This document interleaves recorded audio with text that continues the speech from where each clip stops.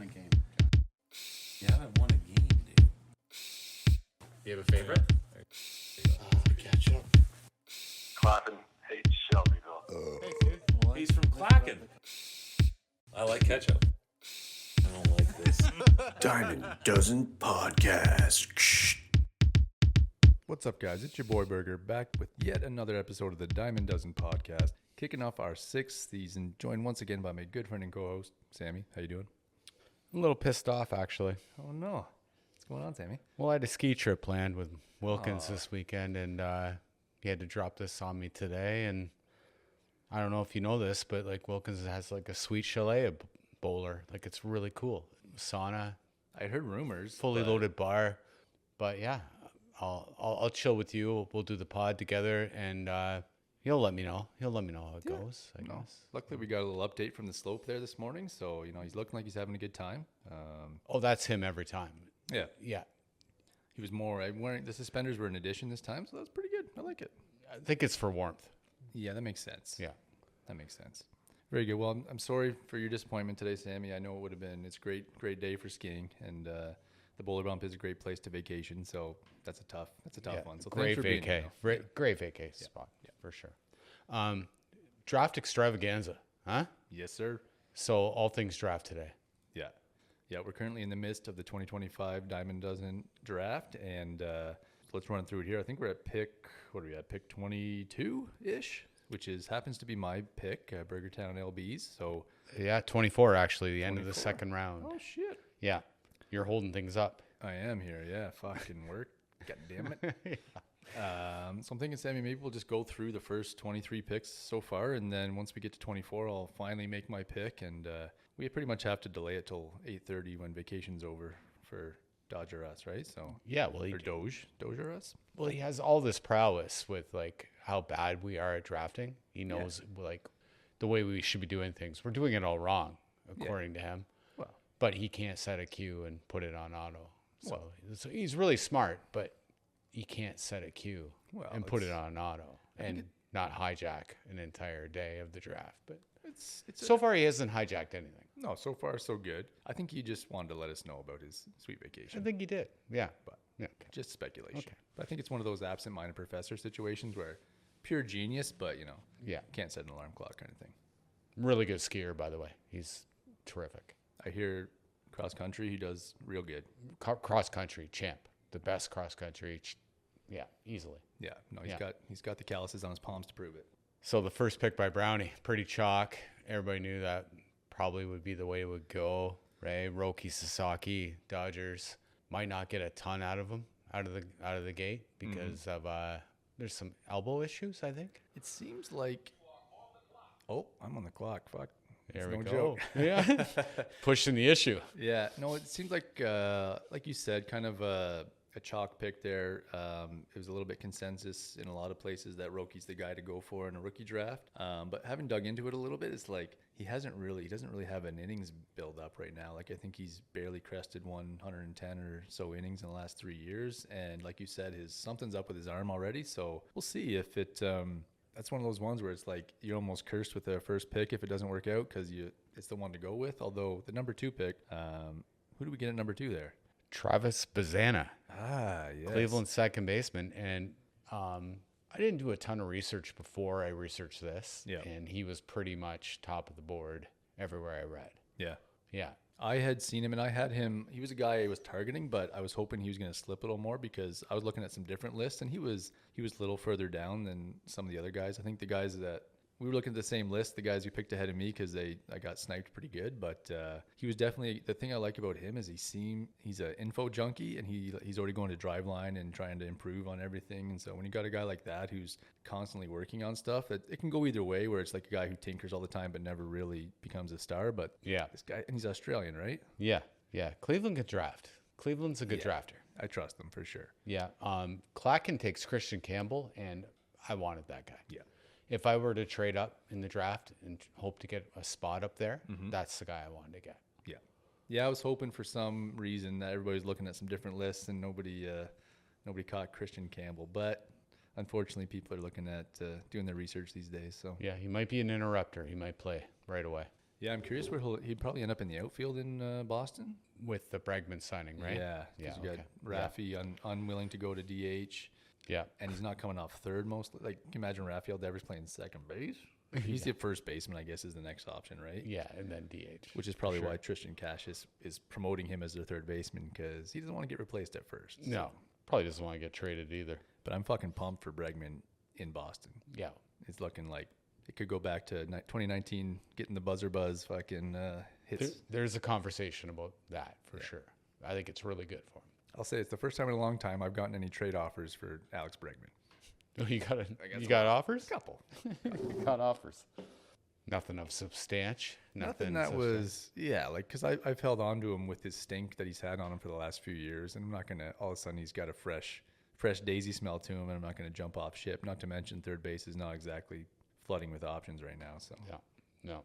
And then, Clacken went back to back, right? So Bubba Chandler, that broke your heart a bit too? Yeah, I was hoping that at least Bubba would slip to me, because I'm trying to rebuild my pitching staff. But no, fucking Craig double sniped me. Mm-hmm. I expected the Christian Campbell, but I really didn't think I was going to get sniped on the Bubba. I thought I was at least going to get to go with him at number 5 there. But good job, Craig. You fucking sniped me. A lot of the write-ups on Bubba Chandler say top of the rotation potential. Yeah. Yeah. So you can do that. Yeah. Yep. Potential number 1, you know? Yep. It's great to get a potential number 2 or 3 for sure. Yeah. When you're reading it. Yeah. But potential number 1. And what they're doing, like the guys that they've got a trend going there in Pittsburgh with fucking arms. Right. Like, I guess they have for a while. Back Yeah. in the day, they drafted Garrett Cole, although he didn't really ever do anything there. But I think management and development has changed a lot in Pittsburgh since then. Yeah, regimes have changed. Yeah. So with Skeens and Jared Jones and now Bubba Chandler coming up, things are looking up. But yeah, fucking snipe me. Why don't you go through the next chunk of guys here? Because I feel underprepared. Underprepared, or I read a different list than everybody else. So, all right, let me get to it here. I love how the draft on your computer, like the actual web window, shows up, but I can only scroll to round 1, pick 8. That's as far as they'll show me. I know. Thanks again, CBS. You're fucking crushing it. Thank you for yesterday too, CBS, for not giving commissioners any rights to help fix the draft issue that Brownie was going through. It was infuriating. The stress levels was, whatever. Thanks, CBS. It wouldn't be a CBS draft if there wasn't a sweaty panic to start off the occasion, right? Like, they're the best at that. I remember the draft. I think it was the Ohtani Fernando Tatis Jr. draft. I remember right before all of a sudden everything got wiped. And then you were sweaty at the computer fucking for a good half an hour to an hour fixing it. Did everything I was supposed to. And then by the time you fixed it, we were all way more drunk and fucking... It's the best course of action. This is a draft extravaganza episode. It's the best course of action, me setting it up as an offline draft, and everyone just types who they want in the league feed, and I input it after. I was going to suggest that mid-crisis yesterday, but luckily things got fixed up. So okay. Well, no, I think that might be just to avoid CBS fuckery. Yeah, it might be it's a little taxing for you, but really not. It's 48 picks to enter. Like, no, that's not taxing at all. If you're telling me no stress is involved, I don't give a shit. Very little sweat involved in that process. I don't give a shit. All right, so at this point we got to pick number 4, Bubba Chandler. Okay, so at pick 5, Burgertown long ball select Carson Williams, shortstop prospect for the Tampa Bay Rays.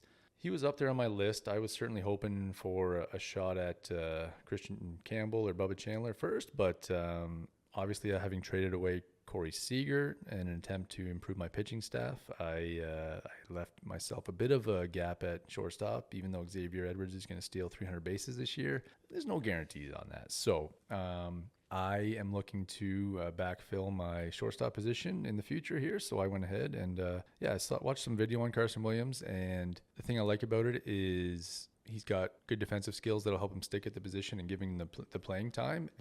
From what I saw with the bat, he's got potential there and he knows how to get it over the fence. So I'm just hopeful that, he seemed like the best shortstop prospect option at 5 there. So what's his proximity? Like, how close? I would say that 2026 is probably he'll get his debut. Yeah. And how long is Tampa playing at Steinbrenner Field? probably through 2026 season, I would think. They're probably not getting back into Tropicana Field till 27 or 28. Okay. I would guess. Yeah. But because that's, Steinbrenner Field, isn't it? It exactly replicates the dimensions of Yankee Stadium, I believe, right? Yeah, but the weather in Florida, the ball will cook. Different right? story. Yeah. Yeah, that's certainly a consideration. Yeah. Yeah. So, but I just honestly, all these prospects, I pull up their 2024 YouTube highlights, and I just kind of see if they pass the eye test, and this guy definitely did. So Yeah. No, it's a good pick. took a shot. On my aggregate, he was pretty up there, man. Nice. So then number 6, I will say I do recall seeing Chase Burns on a bunch of lists and stuff. I hadn't really considered him because I almost see like Cincy as Colorado anymore, where it's just like it's not a great place for your pitchers to be. Right. Just because that it's a fucking homer palace there. Like lefties can just flick their wrist and hit a home run in Cincinnati. So a stud pitcher's still going to be a stud pitcher, but he's almost a stay away, just like Colorado pitchers would be a little bit. But Circling back to what I told you earlier, like he wasn't on my list, and I've never heard of him. Yeah. So maybe it's a fault of mine or whatever. But since he does seem like a problem place to pitch. it's a little scary for sure. Yeah. And I will say I expected him to go in this draft, but not in the first round. However, the next guy I did very much expect to go in the next round. To Plum Point there, Sebastian Walcott, essentially Corey Seager's eventual replacement there in Texas. So, but he's still 19. Right. And from the video, from the YouTube highlights, it looked like he's just slapping the ball around still. He's got zero fucking power from what I could tell. Like he was hitting the ball, but it was always like a grounder through the infield or something. So he's 19 years old. He's going to figure out how to lift the ball and get it out. But I just didn't see that natural ability to do that. And I was like, I was honestly, if he was still there at 8, I would have been going with him instead of who I picked. Yeah. But honestly, what I saw in the video was like, and he's only 19, so it's hard to really put, like, they're not going to develop their power at that age, right? But it just didn't seem like the swing was there for it. So Yeah, all things being said, though, like he was a first-year player draft guy. Yeah. And he's probably top 20 on every list. Yeah, he was damn near the top on a few. There's Prospect overall. Yeah. Yeah. But I saw a couple lists where he's way down. I'm like, why is he? It's just so weird. Like some of the lists were just like, What do they know? yeah. What do they know? It's hard to say, Seriously. right? We don't know anything. That's why I at least go to the YouTube videos, and so I can at least see it. Like instead of just looking at a stat line from the minor leagues, like you don't know unless you're an expert and you know, oh, he was this league or these parks or so. Like apparently there's certain leagues like the West Coast. the West Coast. I forget what the one is called, but like it's just Everything's inflated. it balloons homers big time. Yeah. Pacific Coast. Pacific Coast League. That's right. Yeah. And then apparently I was hearing the other day that there's a certain division in college baseball where it's similar to that, where it's just like everything is set up to like some guy hit 37 homers in 60 games or something like that. Yeah. But all I read was, oh, that's just that looks good on paper, but he can't do that in a real league kind of thing. So Right. anyway, it's a real crapshoot with a lot of these prospects because as maybe we'll find later if we go through some previous drafts, it's not usually the first rounders that end up being the studs. It's often these guys that were picked later on, right? Yeah, like they're definitely a whole handful that are studs, but the later rounds kick it out. Yeah. Kick it out. So your pick's next. All right, so in light of Sebastian Walcott no longer being available to be another shortstop prospect for me, because I think you can't rely on just one of these guys. You need to get a couple of them. So honestly, preparing for the draft, I didn't like what I saw from Colt Emerson. It just seemed like, I think the problem was he reminded me a lot of Jared Kelnick, and I got a little bit of PTSD from that. Like the mannerisms, the body shape, all that stuff. It just looks just like him. But I'm like, I can't be 2 in a row. This guy fucks up. But the other problem is Seattle is not the best place to hit. Right. Apparently their batter's eye is similar to Tampa Bay, where it's just like guys have trouble getting used to it, and it dampens their stats a little bit. Why wouldn't they fix that? Yeah. Oh, fucking Tampa, I've heard man. it too. Yeah. Can you believe they're rebuilding Tropicana Field? Why? Why are you rebuilding that? Why? I don't know. It's anyway. I don't know. Better than losing your team, I guess, but like Steinbrenner Field is nicer. Make that better. Make that park better. I don't know. Why wouldn't you just work with that park? Yeah. But like I'm with you. you and Sweep have been to Tropicana, right? Yeah, it's awful. Fucking bad, right? It's fucking awful. Dude. Yeah. To walk the concourse is like walking like a hockey arena. There's like no window to the game. You can't see the game at all. It's just brick walls with paint. Everywhere you walk around, it's stupid. Every part of it's awful. Was it built for base? Like, was it built for the purpose? Like, What was it built for before that? That'd be a really good Google search, We'll find actually. that out. What's Next the pod. fucking point of this place, you know? yeah. So I ended up going with at the number 8 pick, Bergertown and long ball select Cole Emerson, Seattle Mariners shortstop prospect. Like I said, it was just a guy who was high up on a lot of the lists, and by high up I mean like as far as the guys that are still available. A lot of the guys that are top of the prospect list are already owned in our league, obviously. But another number 8 pick, Cole Emerson, another shot at just my future shortstop. So at number 9 there was a guy that I did have on my radar as well, though. Really, huh? The beer leaguers, just because I like the size, I like the potential. Bryce Eldridge, first base prospect for the San Francisco Giants, already hit a monster home run in spring training, which we all know. Take it to the bank. Take it to the bank. He's legit. Top 5 guy. Yeah, hit a home run. So Yeah. spring training. But no, like I said, I do like just the fact that he's a big dude.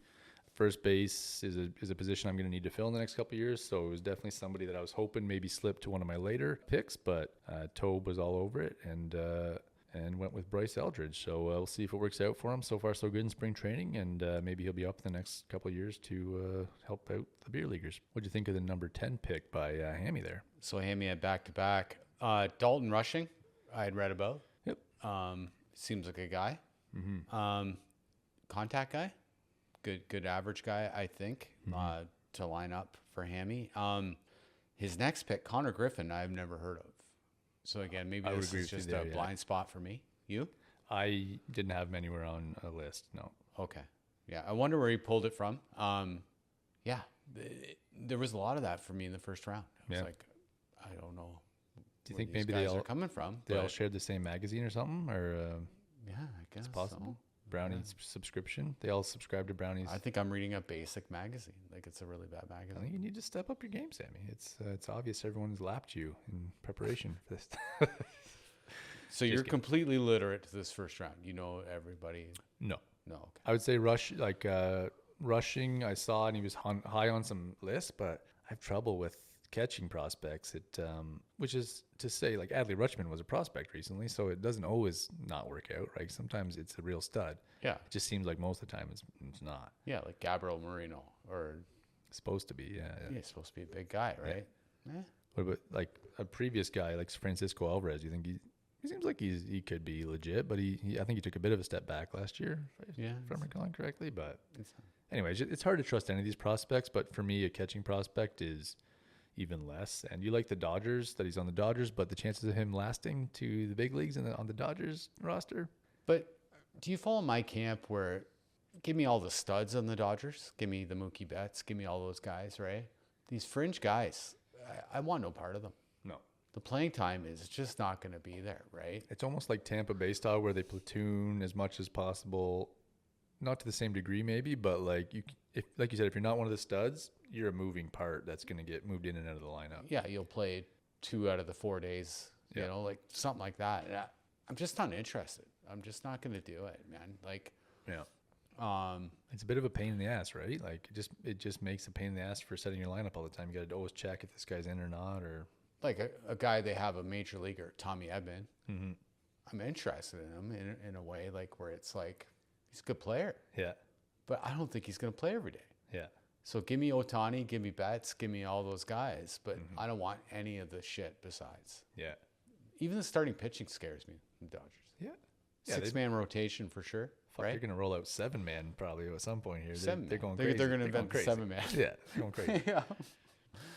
But yeah, just to say, they're thinking outside the box with this stuff, and there's only a handful of set it and forget it guys. Like their lineup's going to be great, but it's going to be mix and match based on putting guys in positions to succeed based on their skill set. And that's, at least this is a daily league, so the thing about that is which you are, and you could do it, but it's just a pain in the ass, right? Because then at least you know when they're in a position to do well. And then when they're not in a position to do well, they're not playing. So if you have a backup, but then, I don't know, running too many bench hitters in the Diamond Dozen is not my cup of tea. Yeah, there's an argument to be had with that, but I don't find it conducive to winning to have a huge... The math doesn't add up to me, but it depends. There's more than one way to win, for sure. And rounding out the first round, Quinn Matthews goes to the Beer Leaguers. Again, another guy I'm out of the loop. Right? Yeah, I can't say I know too much about Quinn Matthews, so This probably speaks to my research, but yep. I'm out, right? I have no idea. I have no idea. Good luck with it. And St. Louis seems to be on a youth movement. Yeah. So, Yeah. If they can ever get rid of Arenado, it doesn't seem like it's going to happen, but. top of the second, an old name shows his face, Kumar Rocker. Burley. He was abnormally high on one list, and everybody else had him way down. I think I know the list you're talking about. I was shocked how high he was on that list. Yeah. He got rocked the other day. Yeah. In spring training. Worthy flyer. Top of the second. Sure. Yeah. Giver. Brownie. What I want to say, I was talking to Brownie yesterday when we were trying to figure out the kerfuffle. Yep. And it made me look at his team more than I would have, you know? And so he takes Roki at the beginning here and he takes Kumar here. His pitching isn't that bad. His pitching actually isn't that bad. I got taken at the end of the division draft, right? At Loved the end, it. actually. That was very really end. nice to see. That was Nice. really great. Feels good. I wonder if I'd rather have his pitching than mine. His pitching is not that bad. All right, At all. I can take a quick look at it here. Okay, validate me. The Burley Brown Sox pitching staff consists of Kevin Gosman, all right, Sonny Gray, Hunter Green, Michael King, Robbie Ray, Kyle Gibson, Lance Lynn, now Kumar Rocker, and the new guy, Roki Sasaki. So some trimming to do, but definitely a few pieces in there that you could build a nice staff around. Scroll down lower to like the ILs and all that shit. I think Ooh, Andrew I Payne. think Lance Lynn's gone. Yeah. Ray, he'll cut him. He'll cut Kyle Gibson. He's got Means and Stroman on the injured list right now. He's going to have to get rid of. Means signed a 1-year deal with somebody. The Tribe or the Tribe. Guardians. Right. Yeah. Like a $1 million deal, just a whatever. Stroman, I don't think has a home right now, really, as a starter. Is he not on the Yankees? He's on the Yankees, but I think he's the odd man out. Is he? Yeah. Okay. Casey Mize is in his minors slot, which, he's got some fixing up to do here. But the bright spot down here in the minors, Andrew Painter, getting some Well, steam it's again over, this right? year. The TJ Yeah. shit, right? He's ready to come back. So I remember a couple of years ago, he was a big time prospect, Yeah. and Oh yeah. Like he's it fell apart that spring. But now, time to run it back. yeah. No, you're right. That's there are parts of that staff I envy as well. What's your you're not liking your staff right now? Well, when I was looking at it, when I was talking to him, I was just like, this is not bad. Not as bad as you dude. thought. Yeah. Like this is, you got something going on, Yeah. maybe. You know, Yeah, you know what? I think Brownie's gonna really something's going on. this might be the year. I don't know. He's It's got not, it's not the year, but something might be going on. Yeah. Hey. A little 500 action. A little, Hey. not 500. Let's say, what's a good percentage? 0.400, like maybe 0.350. 4 wins. 4 wins. 4 wins. Yeah, that's pretty good. According to Plum, it's me and Brownie to the death. So I got to beat 4 wins, and that's According to Plum. me and Yeah. Brownie are fighting it out for the division, but basement, I guess. I don't think my team's great, but I don't think it's that bad. It's not bad, dude. It's not bad. It's not bad. Wilkins takes Charlie Condon and chirps us thoroughly on the draft message board that we should have taken this something guy. about What's wrong, right? We could circle back because I think Hoff actually made the right pick if you're going to take a Colorado guy coming up or in proximity. Yeah. Condon was on one of my lists, and whatever. Colorado has all kinds of power prospects come through the thing. They're all the ultimate shitouts. These guys that don't actually deliver in Colorado, right? Like, Yeah. What's how the many list? guys have you heard about that it's going to be a Colorado sensation? He's a young power hitter coming through their system, and they don't deliver. They don't ever deliver. Their team sucks So all the time. outside of Nolan Arenado, Trevor Story, and Charlie Blackmon, Yeah. who has been a guy out of Colorado that's been a consistent fantasy contributor for the past 5 years. Yeah, but he was planning his ski trip. He thought, yeah, whatever. He had a lot on his mind, Wilkins, when he Yeah, typed my theory is he thought it said condom and he got excited. he condom. Yeah. Yeah. And he's like, Charlie Condom, I gotta have this guy. And then he realized after, he's like, fuck. Speaking of great names, the next pick, Beer Leaguers. Is this not the best name of any player ever drafted? I'm looking and all I see is J made. So what is the J for? Jesus. Jesus. Jesus made.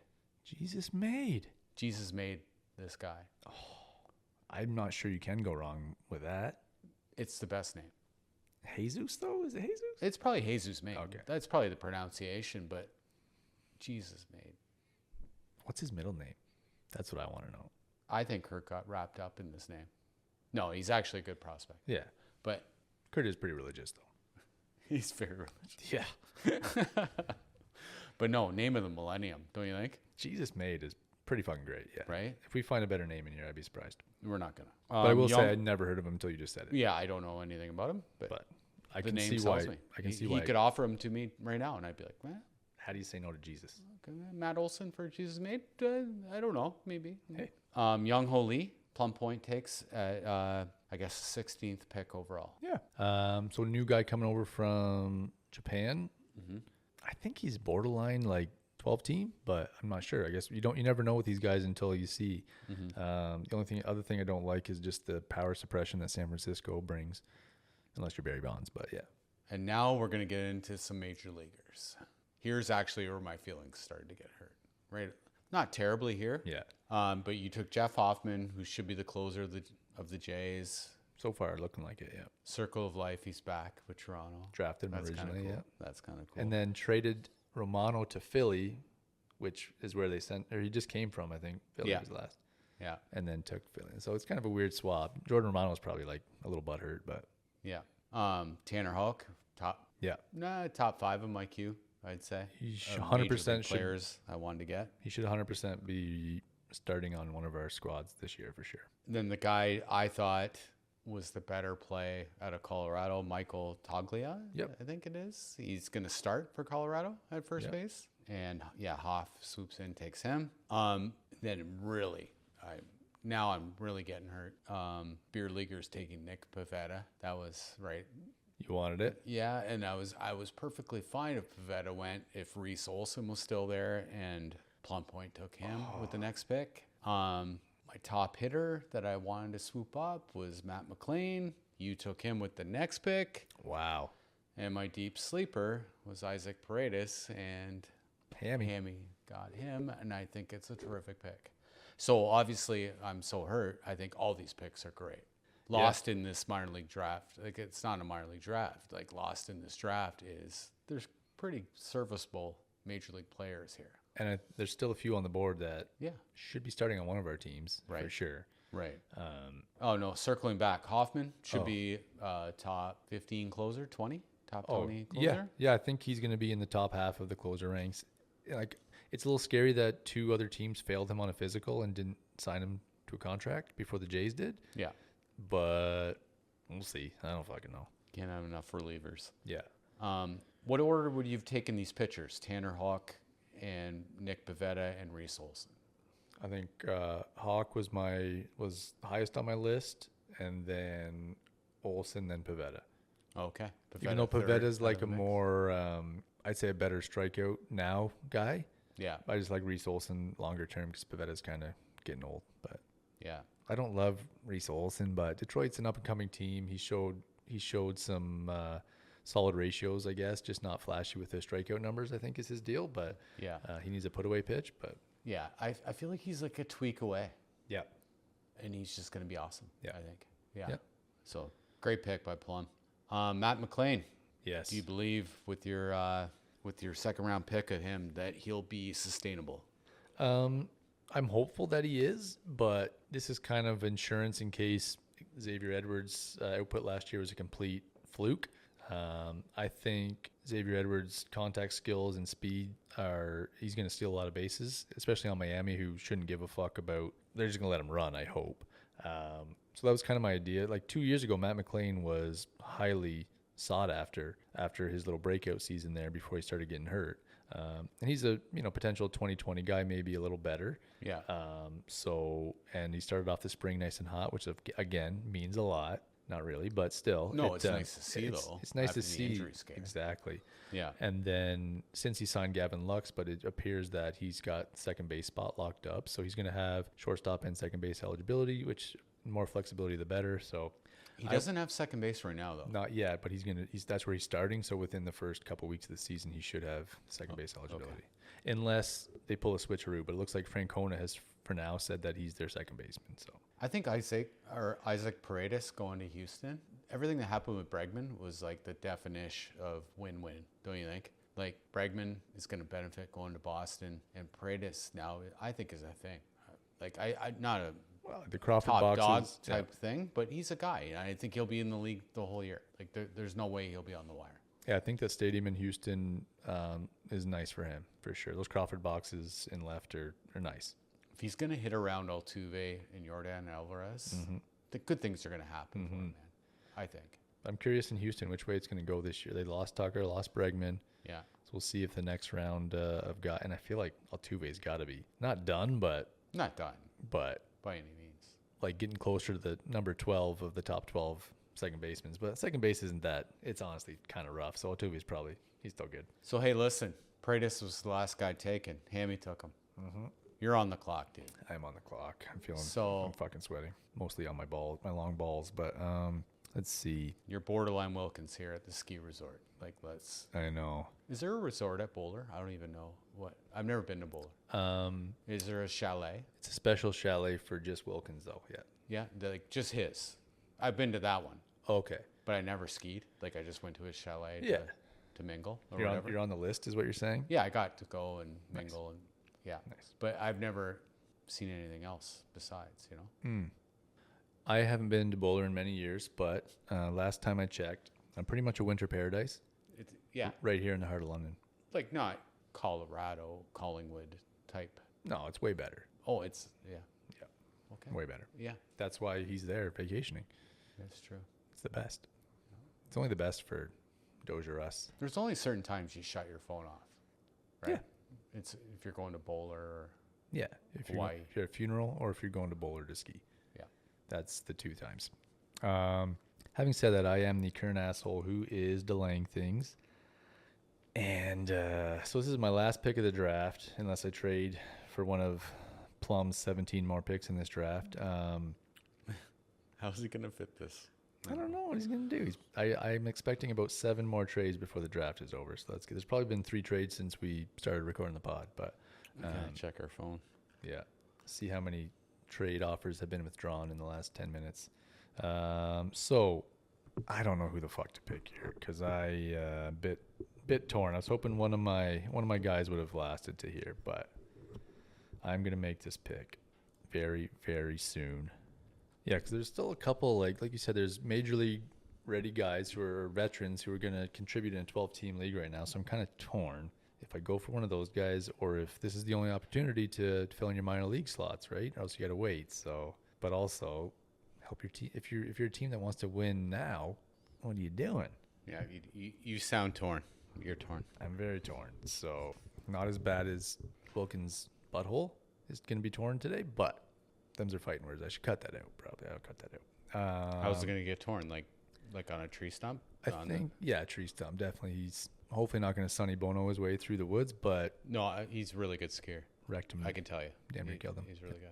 I can just tell by the way he chats on here that he's good at skiing. Oh yeah, it's a given. So He's a liberal, right? I don't. Most We don't liberals are talk good about at that skiing. usually. No politics. Oh yeah, no religion or No. politics on the pod. I forgot. Even unless it's Jesus made. All right, back to procrastinating for making this pick. That was good procrastination. Thanks, man. Should I just go with what everybody told me to pick in the chat? Was to pick Seth Lugo? I think it's a good pick. He had a lot of quality starts last year. Is that what you're doing? I don't think so, but decisions. Or I had another idea too, but scary because you're like, do I wait and hope for the free agent frenzy that one of these veteran guys is still there? But it seems unlikely. There's a lot of picks to go still. Yeah. So fucking shit. But I think we were talking earlier, and Kybert Ruiz is a guy that needs to be replaced on my team with a guy who can, Okay. Well, yeah, you're Langolieren. with a guy that can hit some homers in the fucking Sacramento this year. Sacramento, man. Yeah. I don't love his was OB very cuspy with Wilson Contreras because he's going to play first base, so he's going to play every day. Yeah. This is last year of catcher eligibility. Langoliers in Sacramento. Give me all that, man. Give me it. Because they're projecting him for 22 homers. Yeah. He hit 29 last year and 22 the year before that. And what I noticed about a lot of projections, it was just the exact numbers from 2 years ago. It was really weird. Oh, really? So I don't know what was going on, but it's just some simple ass equation they're doing or something. But the thing I don't love about Mr. Langoliers is that 288 OBP, which is a career high from last year. So you're going to get the homies, but he's going to tank your OBP a bit. But for 30 bombs, Get the OBP somewhere else, dude. yeah. All right, I don't know if I should do this, but I'm drafting a catcher. Shea Langoliers. Judge should cover that OBP. No? Smooth it over to like a 330 out overall between the two. You know? Yep. Yeah. No, I traded away 30 or so bombs in Mr. Corey Seager, so I need to recoup a few of those. And I think maybe Kybert hits 15 this year. And the thing is about Kybert, his OBP is not fucking any good either. So No, fuck whatever. Fuck Fuck him. it. No. Shea I think Langoliers, he can go. the newest long ball. He can go. So I'll text Brownie. I'll let him know he's on the clock. All I right. don't think it matters because Wilkins is probably entertaining 20 hot girls in his busy chalet right now. He's not going to answer me. Is that quote unquote girls or is that real girls? What's that? Real like quote unquote girls or I think they're like not call girls, but like they're text girls? there's integrity with I get them somehow. But yeah, Only the best. they're really nice girls. They're really nice girls. Okay. Well, maybe he'll FaceTime us later and we can check in on things. Well, congratulations on Langoliers, and I'll text Brownie. All right. Sounds good. Whew. Diamond Dozen Podcast. You ruined my season. I won the deal. Cliff. We're past that minutia, right? Thanks, dude. Not prancing around. Just got that out. Diamond Dozen Podcast.